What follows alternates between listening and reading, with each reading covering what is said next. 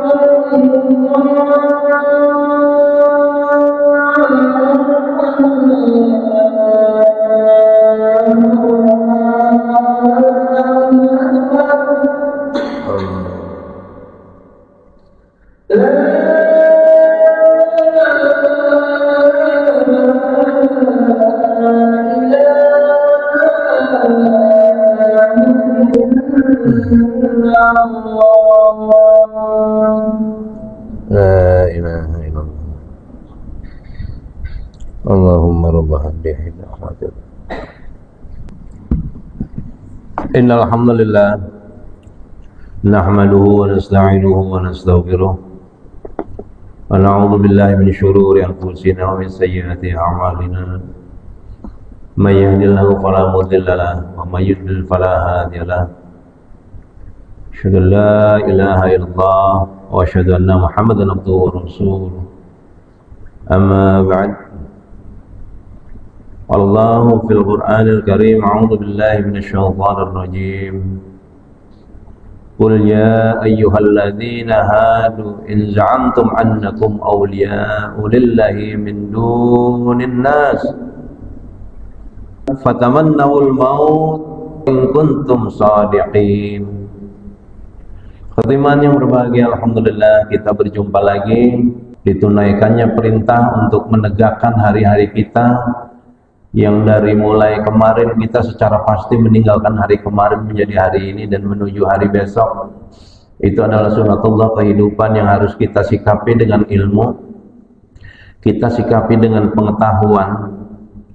Kita harus mantapkan diri ini dengan keberanian untuk selalu bersama kebenaran, hingga kita tidak diselewengkan dalam kehidupan ini pada permainan-permainan yang tidak kita sadari, kemudian kita menjadi orang yang cinta dunia dan takut mati.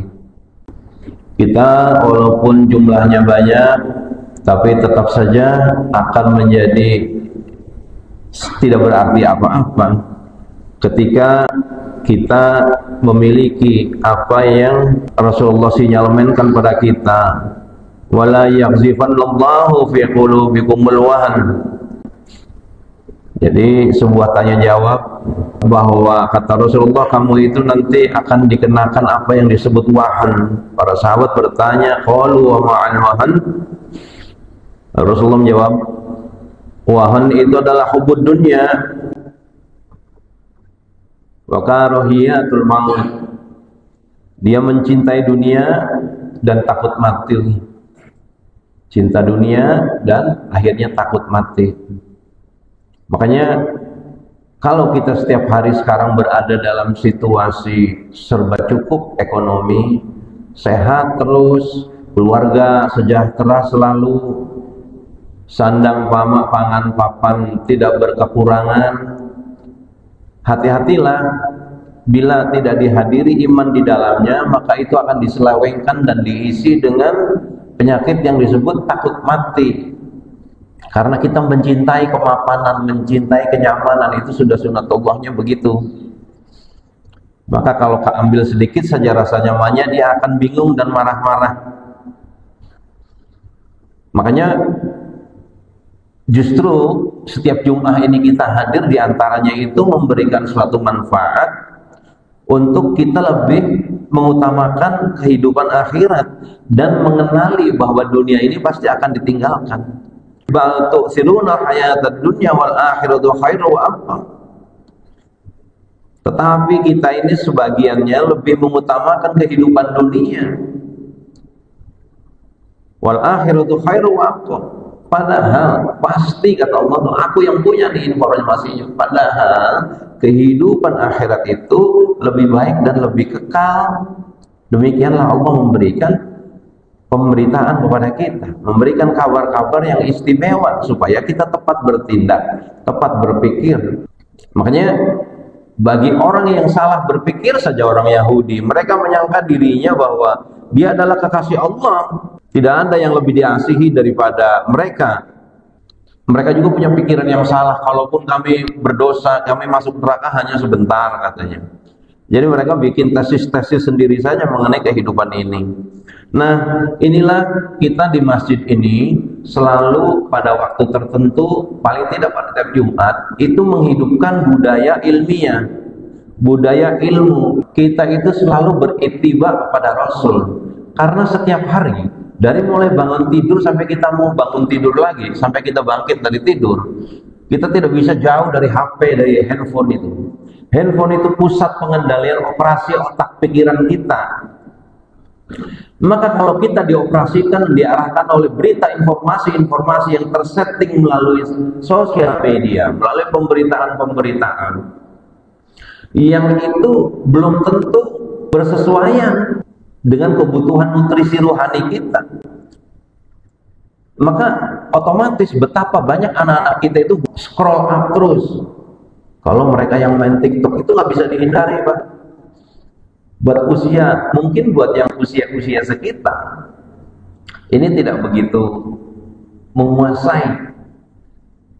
Tapi bagi anak-anak remaja, mereka itu full, total. Kalau mereka itu tidak punya disiplin beritiba, karena ini itiba itu mengikuti. Lawannya itiba itu taklid. Kalau dalam terminologi yang Rasulullah katakan, itiba itu mengikuti sesuatu dengan ilmu. Untuk mendapatkan ilmu, dia harus terus terinception, terpapar oleh Al-Quran. Tauhidnya lurus, ibadahnya benar, bersih dari bid'ah, muamalahnya khair, cerdas, ihsan, itiba. Nah, ini kita sedang mendengarkan sesuatu yang mungkin kita ambil itiba di sini. Itiba dari umat Islam adalah Rasulullah dan para sahabatnya. Makanya ketika kita sudah biasa mengolah, menerima apa itu hadis, mana hadis sahih, mana hadis dhaif, apa saja dhaif, kenapa disebut dhaif, itu nggak bisa dipakai sebagai dasar hujah amalan. Kenapa itu terjadi? Kita lebih bombong menerima dan open mind, terbuka pikiran, tidak mudah menyalahkan orang, tidak menghujat, kita memahami. Makanya dengan adanya budaya ilmiah yang dikembangkan di masjid ini, maka kita akan selalu tabayun akhirnya kan, check and recheck, anti hoax. Dan nanti di HP kita itu isinya adalah memberikan harapan-harapan palsu kepada kita dan anak-anak kita. Ini mau nggak mau kita mesti tunduk. Mau sehebat apa kita ngelawan kekuatan zaman ini? Nggak bisa. Yang bisa adalah kita mewarnai. Boleh kita hidup di alam ini, tapi kita tidak boleh jauh dari ini. Itu masalahnya. Jangan kita dekat dengan informasi ini, informasi di luar Islam, ya. Ini jarang disentuh, jarang dibaca Al-Quran ini. Tiap hari kita diisi macam-macam. Jelaslah akidah kita jadi rongsok, jadi rusak, penuh karat. Yang harusnya kita kira amal soleh jadi amal salah. Yang harusnya harus ikhlas. Bagaimana memahami kalimat ikhlas itu? Ikhlas itu ahad. Ahad itu hanya Allah semata, ukuran-ukuran kebaikannya. Lalu sesuai sunnah. Ikhlas karena Allah, sunnah ya, sesuai sunnah, yaitu sesuai tuntunan Nabi. Itiba lagi, bukan taklid. Taklid itu ikut-ikutan tanpa kita mengerti dasarnya. Apa kata kiai, apa kata ustadz, apa kata ulama. Nah, ini yang dihindari, ini yang tidak boleh. Makanya kalau orang yang sudah terasah hatinya, kata Allah, barang siapa yang mengharap perjumpaan dengan Tuhannya, orang yang biasa mengolah, mengasah dirinya dengan Al-Quran, yakin setiap hari, ya Allah, aku sudah meninggalkan Jumat kemarin, sekarang ketemu Jumat ini, ada sakit, ada derita, ada sesak, ada ini. Tapi kita yakin akan menuju roh kita, kematian itu. Siapa yang mengharap, ada harapan. Jadi ketika hidup itu harapannya memang mau bertemu dengan Allah. Itu soalnya. Punya nggak harapan itu? Jangan yang dipikirkan kemewahan, kenyamanan, itu yang ada. Nggak mau kecolek nih orang. Kalau sudah ada harapan, liqa rabbi, kata Allah, falyamal amalan saleh, maka dia beramal juga nggak sembarangan, amalnya amal saleh. Ketika dia membuka berita, wah, amalan ini, amalan itu, baca ini, baca itu, diperiksa. Ada berita nanti penyakit ini, penyakit itu, awan beracun, tetep bengek, pusing kita tiap hari. Tapi mau nggak mau harus dihadapi informasi itu. Dengan apa? Jangan jauh dari Al-Quran. Jadi wa amalan sholihan wala yusyrik bi ibadati. Nah, ini pemahaman tentang makna syirik yang luas. Jangan mengikuti pemaknaan syirik dari orang-orang yang zindik, kaum perusak, kaum munafik yang ketika belajar tauhid juga semau mereka aja, enggak mengikuti ulama-ulama yang mengikuti Nabi. Mereka mengikuti filsafat Romawi, Yunani yang enggak jelas itu. Beribadahlah dengan penuh ikhlas dan ittiba meneladani Nabi Muhammad SAW, dan itu harus belajar. Jangan sampai amalan kita sia-sia. Ngerasa sudah beramal, pas mengharap pertemuan dengan Allah, mengharap surganya, ternyata harapan itu hampa. Ya Allah, umur kita sia-sia. Kata Allah, alladzina dhalla sa'yuhum fil hayatid dunya wa hum yahsabuna annahum yuhsinuna sun'a. Yaitu orang-orang yang sia-sia perbuatannya dalam kehidupan dunia, sia-sia ibadahnya, amalnya. Ya Allah, yuhsinuna sun'a, mereka mengira telah berbuat sebaik-baiknya. Kenapa? Dia mengitu orang yang lidahnya lincah, nulisnya sering. Kaum munafikin di Indonesia itu mereka nggak banyak, Pak, tapi pasokan duitnya dari luar negeri itu gede. NGO itu menyebarkan ke rakyat-rakyat, bikin website, bikin apa, nulis, kerjaannya nulis menyesatkan orang. Nah ini kita harus tahu. Yalmuna al-sinatahum, ya, bil kitab. Mereka itu lincah jari-jarinya, apa, lidahnya. Wih, pinter bisa ngomongnya. Wa ma huwa bil kitab, ini dari kitab, dari kebenaran, padahal kita sedang disesatkan. Nah ini Allah sudah mengingatkan dalam surat Ali Imran ayat 78 itu. Situasi itu berat, cuma beberapa saat saja, karena kita sudah kembali lagi tawakal kepada Allah. Tetap apa maunya Allah, kita pasti Allah akan memberikan jalan keluar. Ketika kita goncang hatinya, banyak nggak mau diuji, nggak mau cemas sedikit, bingung kita. Di rumah sakit semua sekarang sudah database-nya pakai aplikasi. Ngambil uang semua aplikasi. Semua itu data kita itu semuanya dengan global. Resetting. Yang semua nanti ingat 2020 kemarin WHO menyatakan ini pandemi. Udah, kamu harus nurut. Ini harus beli. Ini harus beli. Ini harus beli. Dan banyak negara-negara yang bangkrut, utangnya luar biasa karena untuk mengikuti mereka yang menetapkan global. Negara harus turut, kalau enggak alat keamanan, polisi, tentara, kejaksaan, pengadilan itu akan menempatkan kita sebagai orang yang melawan aturan. Nah ini kita sedang menuju ke sana, ini kita harus tahu. Tapi bagi orang yang tadi saya katakan sudah biasa ngaji, sudah biasa dekat dengan Al-Quran, dia akan menang secara spiritual, mental, beli-belian, tidak takutan, tidak mudah diancam, tidak mudah ditakut-takuti, sakit ini, sakit itu. Pemenang di zaman ini yaitu adalah mereka yang menang spiritualnya. Dia akan menang di dunia nyata. Spiritual awareness itu adalah kesadaran yang aktif dan transformatif. Bukan hanya sekedar meditasi, ketenangan jiwa, tapi sadar, aktif. Itu yang disebut khusyuk itu, sadar, aktif. Kalau takbir ya begini, bacaannya apa, ukuran tangannya segimana, ruku itu bagaimana, bacaannya apa, hati menghadap kemana, mata ditujukan ke tempat rinci, itu khusyuk. Berubah progresif. Dengan situasi kita sering kajian, baca Al-Quran, kehadiran, kehendak, dan Allah mengawasi. Nah, itulah takwa itu. Inilah Jumat ini diadakan waktunya untuk itu.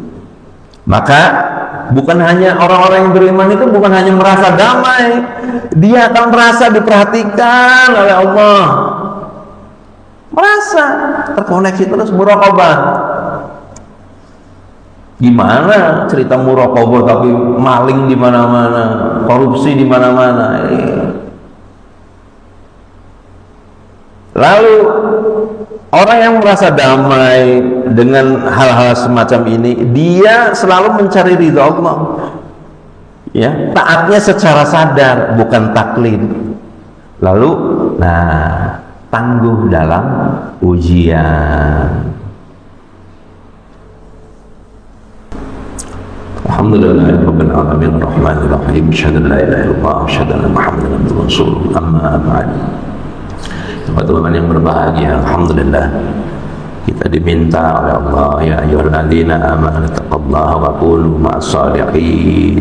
Wahai orang yang beriman, bertakwalah kepada Allah dan hendaklah kamu bersama orang-orang yang jujur.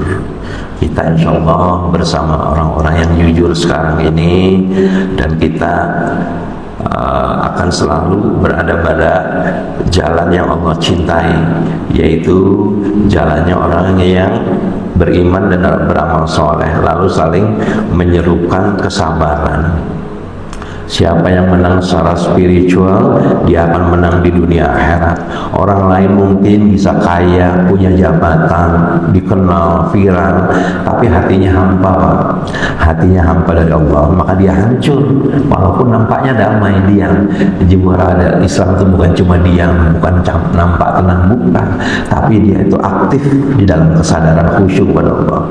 Orang yang menang secara spiritual itu meski hidup sederhana, dia tidak punya kekuatan yang bisa dihancurkan.